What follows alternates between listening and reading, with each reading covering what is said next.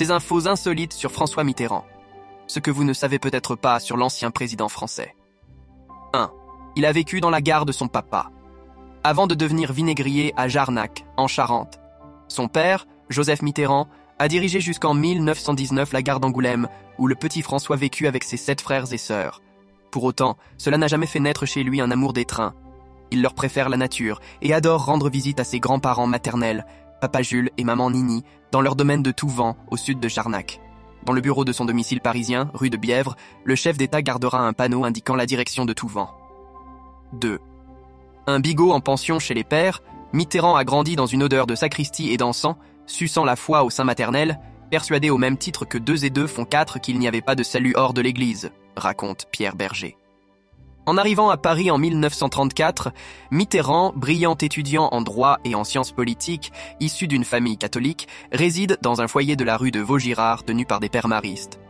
Le fameux 104, fréquenté un quart de siècle plus tôt par François Mauriac, que le futur président côtoie.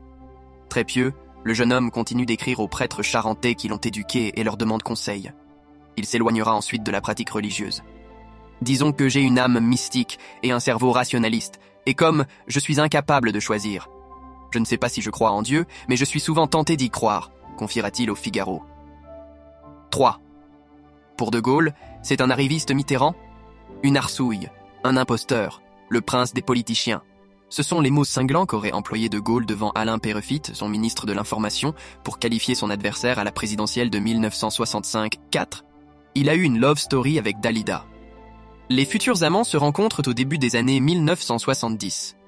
Dalida a 39 ans. Sa carrière et sa beauté sont à leur zénith. Gaston Defferre l'invite à chanter lors d'un rassemblement socialiste à Marseille. Mitterrand est sous le charme. La chanteuse, elle, est subjuguée par cet homme cultivé, certes marié, mais qui vit en couple libre, dit-elle à son amie Jacqueline Pichal.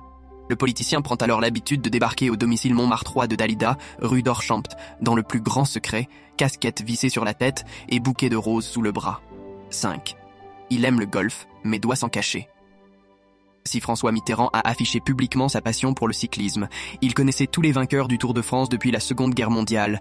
Celle du golf, considérée comme un sport de riches, a posé problème dès 1971, lorsqu'il est devenu premier secrétaire du Parti socialiste, et encore plus quand il fut candidat à la présidence de la République. Le golf n'était pas un sport de masse.